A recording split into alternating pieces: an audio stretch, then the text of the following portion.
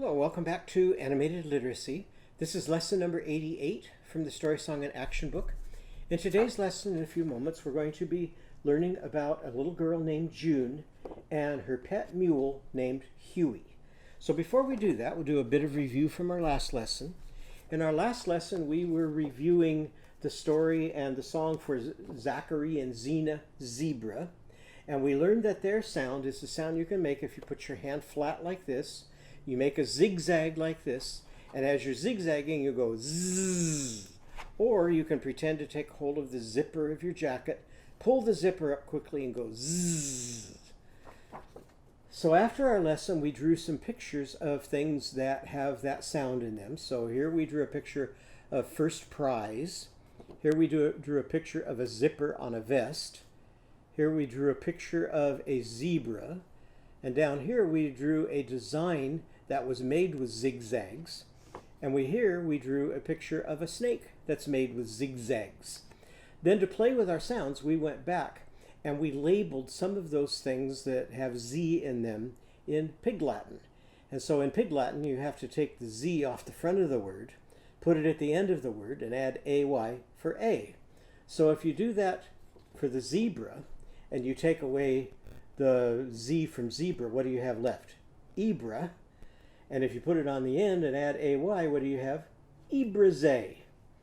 And for zipper, if I take the Z off of zipper, what's left? Ipper. And if I put it at the end and add AY, what do I get? Ipperze. You say that after me? Ipperze. And in prize, the Z is not at the beginning. Where is it? It's in the middle. So I've got to take off two sounds, take off the P and the R, and what's left? Eyes. And if I put the P and the R, or the pr, at the end and add AY, what does a prize become? Eyes pray.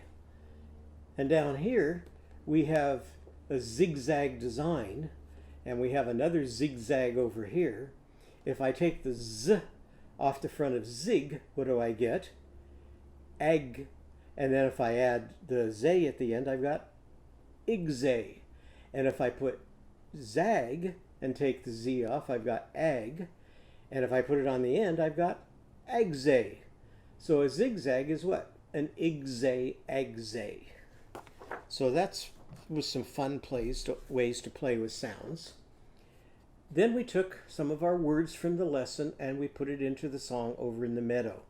So if you have your paper with you, please take your reading finger and put it under the word over and sing it after me again. Over in the meadow, over in the meadow, under skies so blue, under skies so blue, lived a striped mother zebra, lived a striped mother zebra, and her zippy zebras too, and her zippy zebras too. What did it mean to be zippy? To be fast and lively and happy. What did the mother tell the zebras to do? Zoom, said the mother. We zoom, said the two. So they zipped and they zoomed under skies so blue. And so what did we need to draw at the top of our page? We needed a mother zebra and her two zippy zebras. And then I labeled some of the parts of the zebras in Pig Latin. So let's see if we can do some of those parts together and play our Pig Latin game that I was showing you last time. So first, do this after me, and I'll show you what the meaning of the words are. So here's my hand, and in Pig Latin it's my ante, because I took the off, put it at the end, and added AY. Here's my head, but if I change that into Pig Latin, I take the off just like I did for hand. And what's left? Ed. And now if I put that at the end and add AY, it's what? Edhe. So put your andhe on your edhe. Now let's try some others. Put your umthe on your older shay. So here's my thumb is my umthe. My shoulder is my older shay. Put your ingerfe on your osne. So ingerfe is what? Finger. And nose is what? Osne. Now let's try those with me sitting still and see if you can do them, and then I'll show you them after. Put your and hay on your ed hay. Did you do this? Put your ingerfay on your osnay. There it is. Put your thay on your older shay. Did you get this right? Let's try another one. See if we can do this without me showing you. Put your and hay on your tay. So here's my and hay, and my tay would be my tummy, because I took the t off of tummy, put it on the end, and then I had left, and I changed it to tay. So there's a whole lot of things that you can play with there. So let's take a look at the topics now that we're going to be talking about today. Our first topic to talk and read about is a mule. And you can talk to your parent or your teacher and tell her what you know about mules. What animal does a mule look like? Well, it looks a little bit like a horse, doesn't it? Well, there's a good reason for that, because a mule, and here are a couple pictures of mules, a mule is half horse and half donkey. Its mother is a horse and its father is a donkey. And so here's some mules up here. And how do they look different from the horse? They've got these great big ears, where a horse has much smaller ears. And a horse is usually taller than a donkey. And a donkey is shorter than a mule. Now, mules have been really helpful to people for many, many years. And here's a picture of a mule hauling heavy packages. And this mule is on places where you could slip and fall quite easily. But mules are what's called very sure-footed. They're more sure-footed than a horse. So a horse might have trouble walking on this because it might slip and start to fall.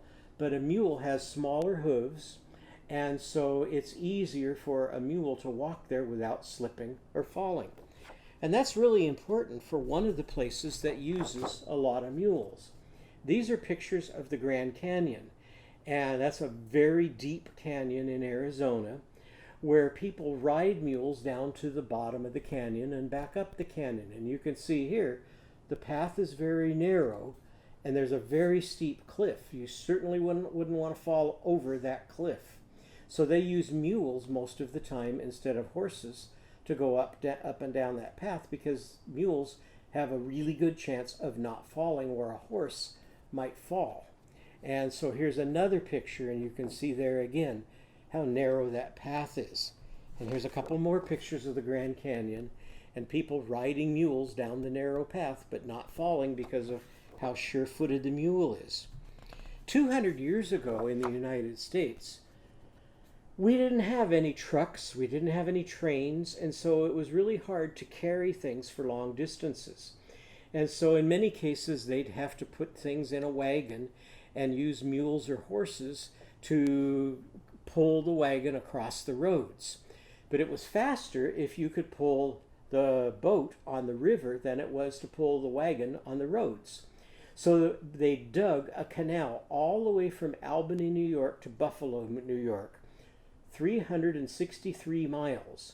And then when they got this canal all dug, they put boats on the canal, and they tied the boat to mules that walked along beside the canal and pulled the boats and the barges down the canal, and it ended up being a lot faster than going across the land. And they could shorten the trip from 6 days to only 1 day to get all the way from Albany, New York to Buffalo, New York. And here's another picture of somebody still in modern times with a mule, and here's a boat back here, and the mule's tied to the boat, and the boat's in the water, the mule's on the land, and he's pulling the boat down the Erie Canal.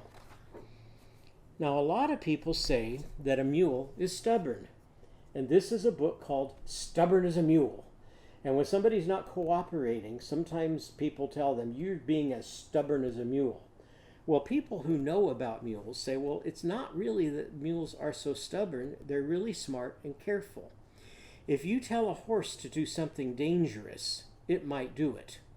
But if you tell a mule to do something dangerous, it's going to stop and be stubborn, and it's going to plant its feet, and it's going to refuse to do it. So that's not really being stubborn, it's being smart.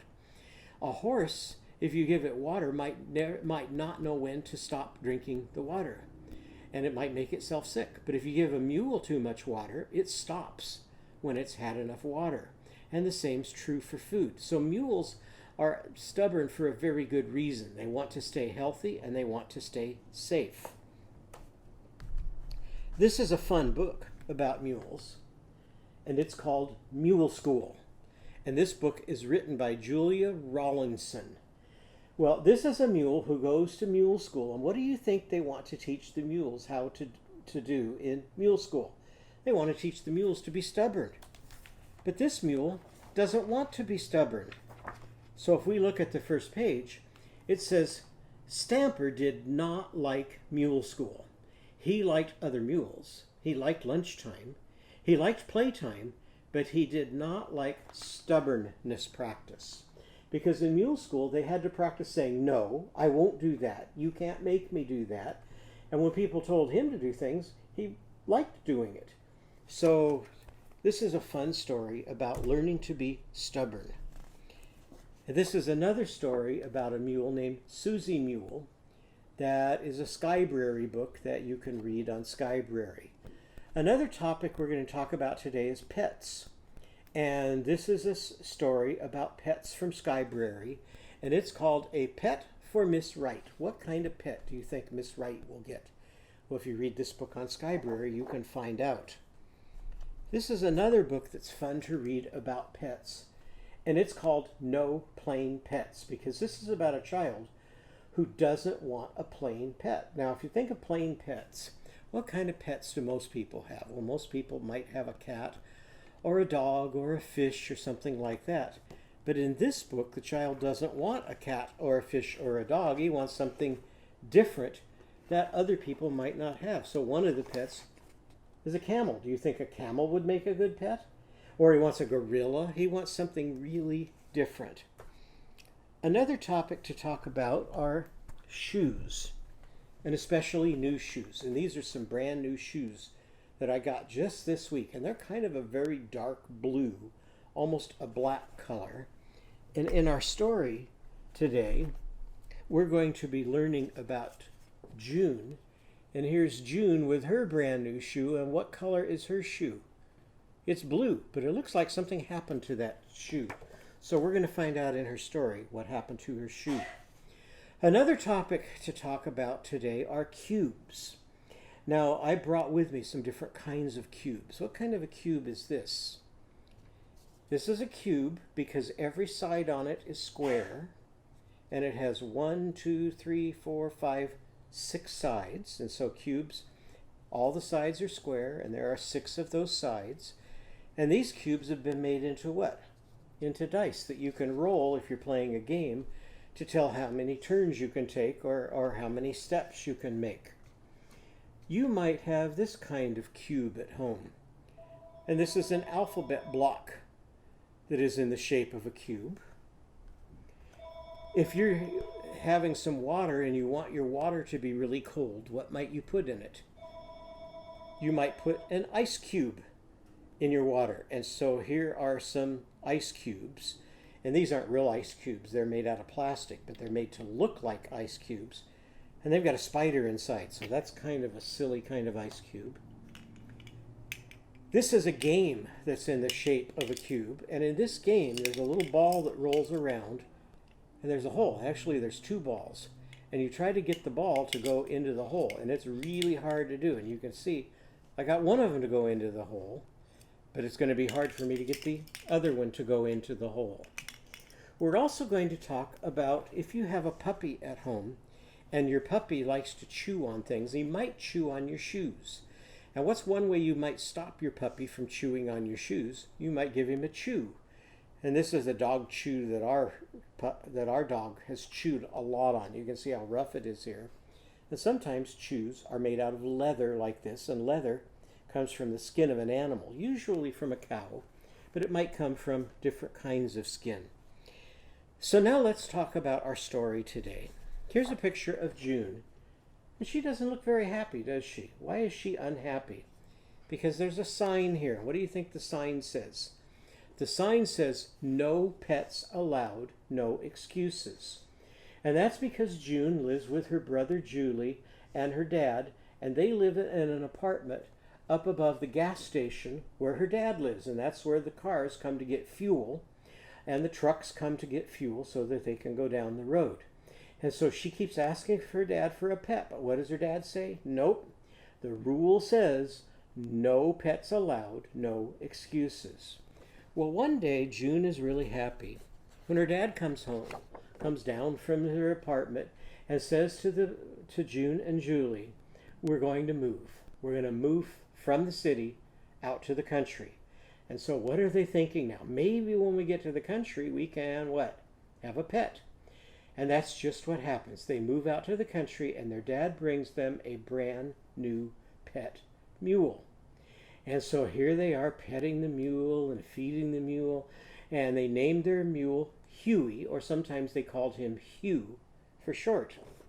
And everything was going real well until June one day got a brand new pair of what? Brand new blue shoes. And what do you think happened to those shoes?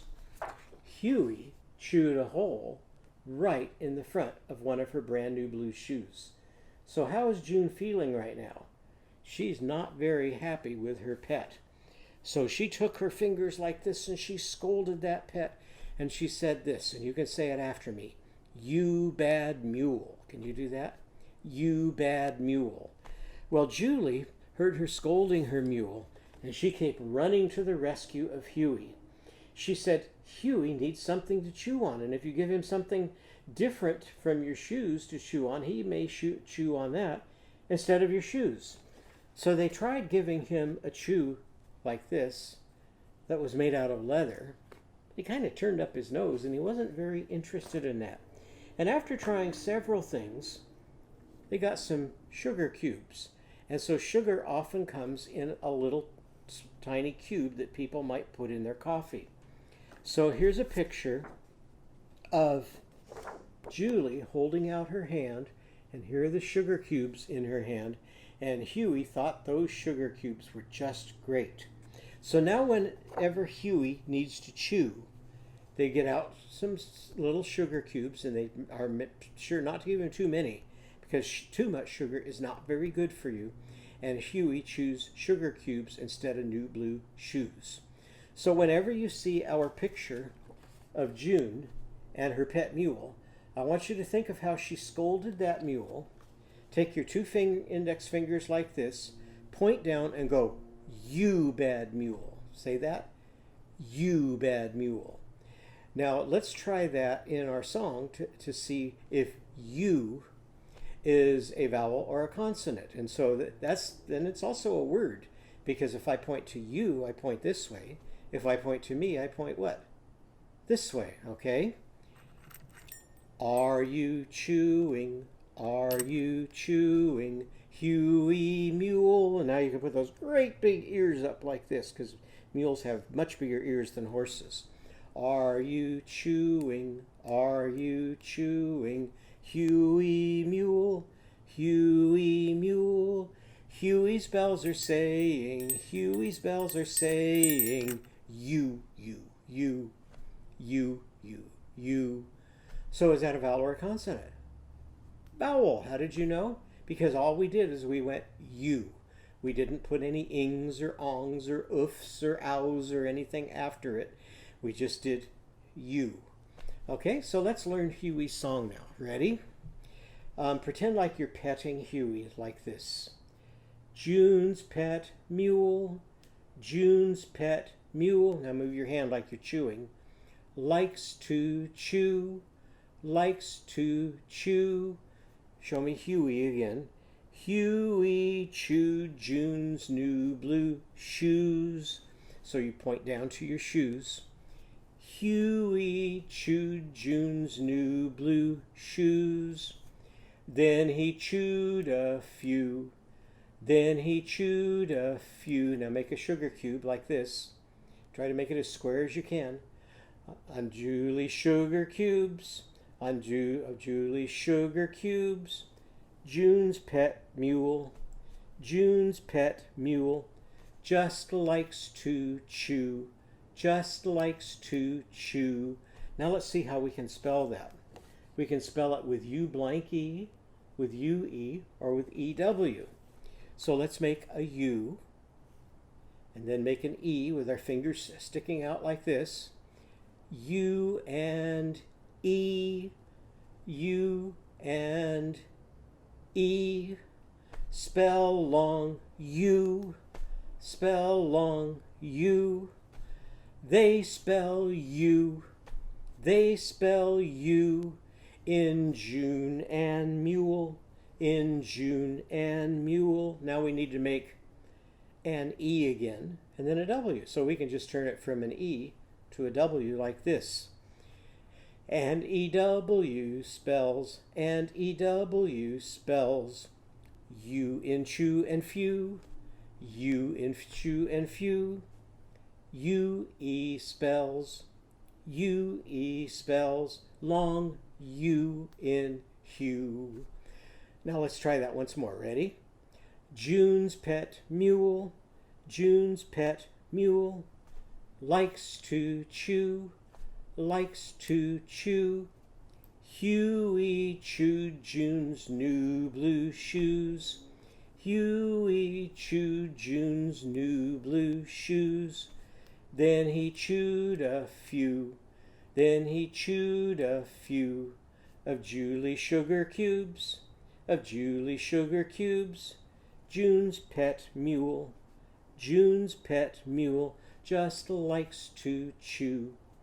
U and E, U and E, spell long U, spell long U.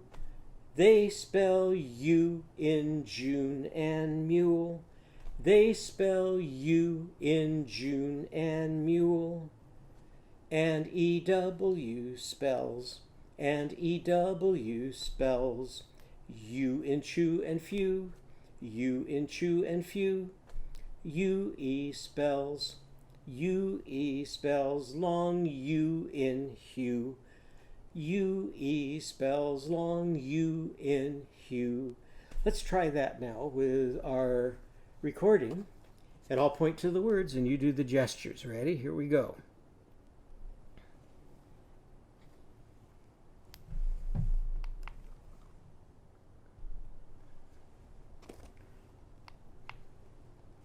June's pet mule likes to chew. Huey chewed June's new blue shoes. Then he chewed a few of Julie's sugar cubes. June's pet mule just likes to chew. U and E spell long U. They spell you in June and mule. And EW spells you in chew and few. UE spells long U in hue.